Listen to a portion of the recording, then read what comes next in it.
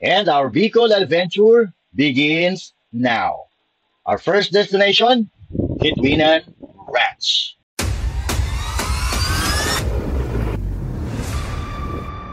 Isa ito sa mga pinakamagandang pasyalan o puntahan dito sa probinsya ng Albay. Kaya tara na at samahan nyo kami dito sa ating Kitwinan Ranch Adventure. Let's go! What did I know? You a fool's gold. Yes, I did.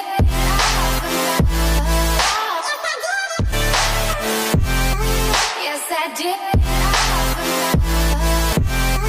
Yes, I did.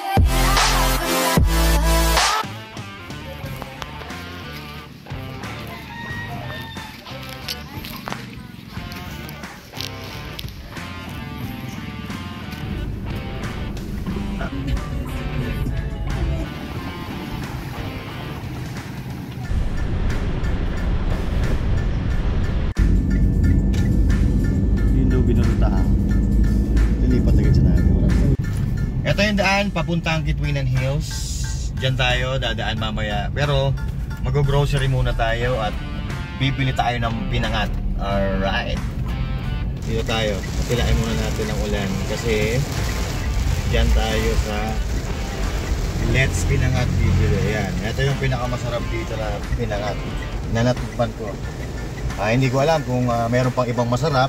Pero dito kasi napakasarap talaga ng pinangat dito. At dito sa Let's, meron din ditong pili. Basta kung ano yung mga delicacies dito sa Bicol, bibili mo dyan. Sa Let's Pinangat, dito lang yan sa Camalig Albay. Yan o, yan mga bumibiyahe yan o. Ito mukhang galing pang Maynila to. Kumain sila dyan sa ano. Maraming bagahe. Alright, so patilain muna natin ang ulan at mamaya bibili tayo ng napakasarap na pinangat. Alright.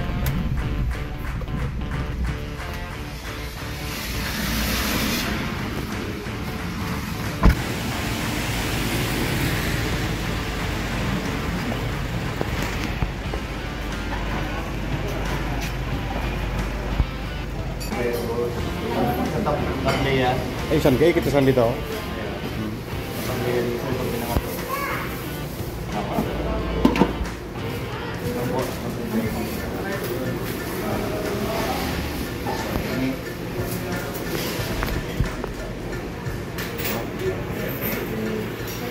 Pili, pili. Pili, sampalo, kompleto. Okay, pinangat na tayo. Doon sa Kitwinan Hills, bago kayo pumunta, napakaraming groceries dito. Merong may LCC Export Mart dito sa kompletong bilihan. So ngayon, market. Mag-grocery muna tayo ng gagawin natin doon sa upside. Tara! Okay, alright. So nakapamili na tayo. Now, pupunta na tayo dito. Papasok na tayo dito sa papuntang Kitwinan. Medyo nag-iiba-iba panahon ngayon. Umiinit, umuulan. Pero ox lang yan. Ang importante, yung ibinyahe natin na napakatagal. 10 hours or almost 11 hours na biyahe natin from Manila. Narating natin itong Kitwinan Hills. At ngayon, we got a chance para makapag-camping dito. Alright, so let's go. Yo, ganda. Kitwinan Hills. Beautiful. Tuloy lang sa Camalig.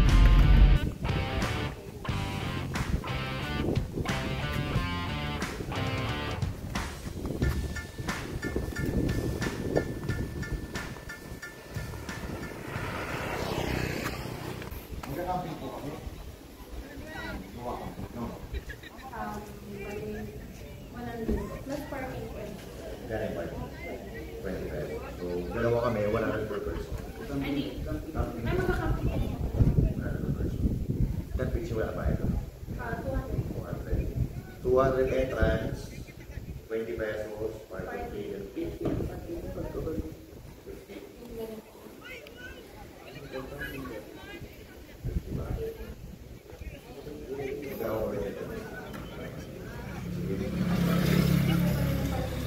Overnight, 210 pitching, 100 entrance, 450. So yun. 100 entrance, 210 pitching, and may 50 pesos na parking for overnight. Pero pagka day tour lang, 20 pesos lang ang parking. Alright.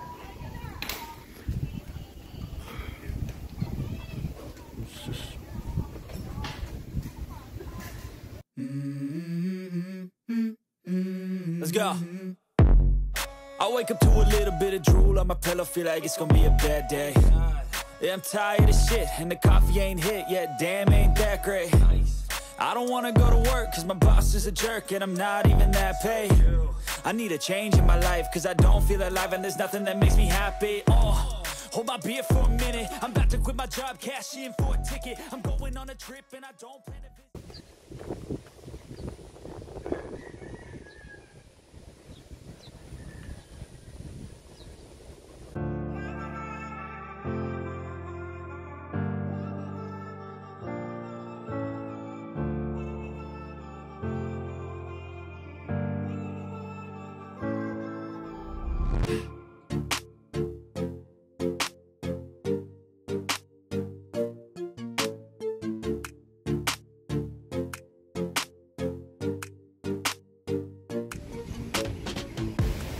Grabe. Super ganda dito sa ibabaw. Kaya lang ayaw magpakita ni Vulcan. No, grabe. Ayan oh. May rainbow pa doon oh. May rainbow at dito sa taas. Meron dito ano eh. Kayatan. Kaya tayo. Yan oh. Tayo dito.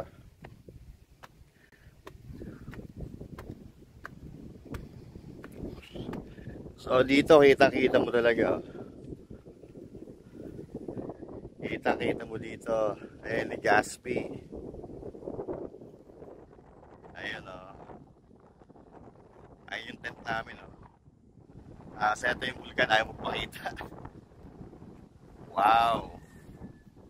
Grabe. Ganda oh.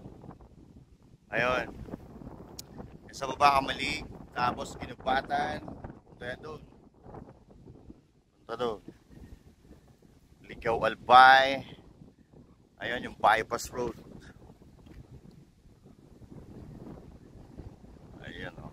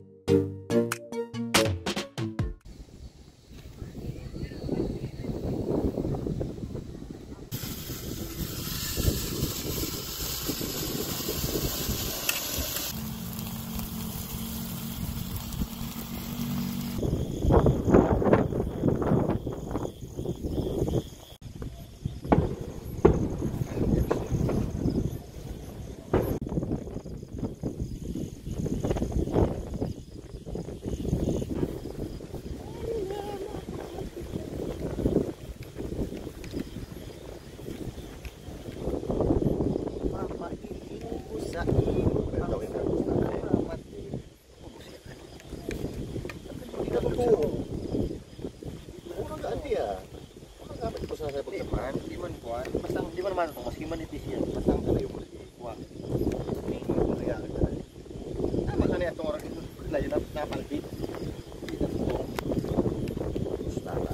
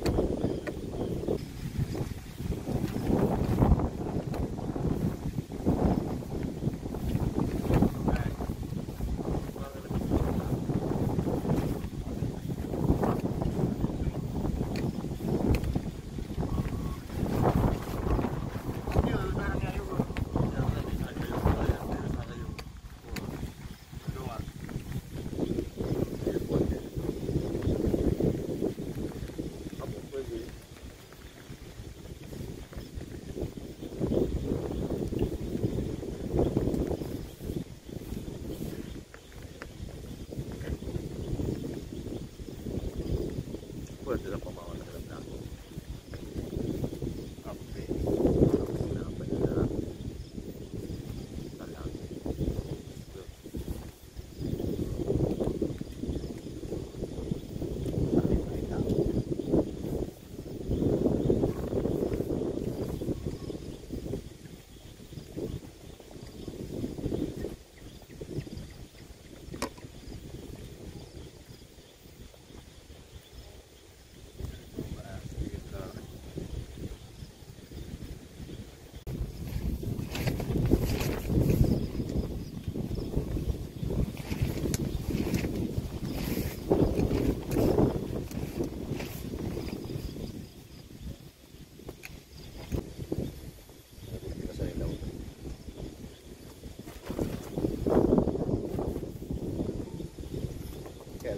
Dari malumat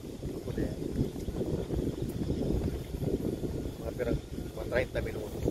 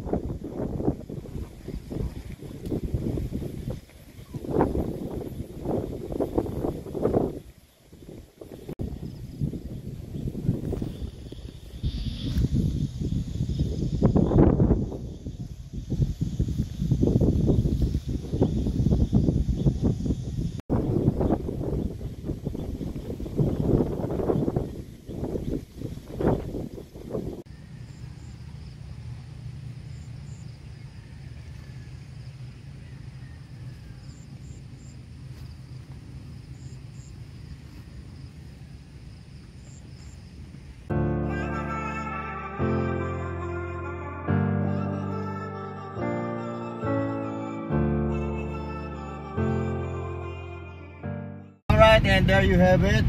Umpisa pa lang yan ang ating adventure dito sa Bicol. Marami pa tayong pupuntahan dito.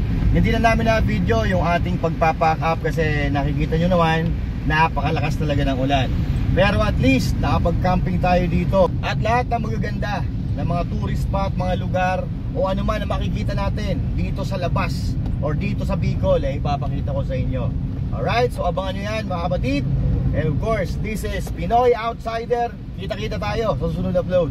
Alright, kailan lakas ng ulan, no?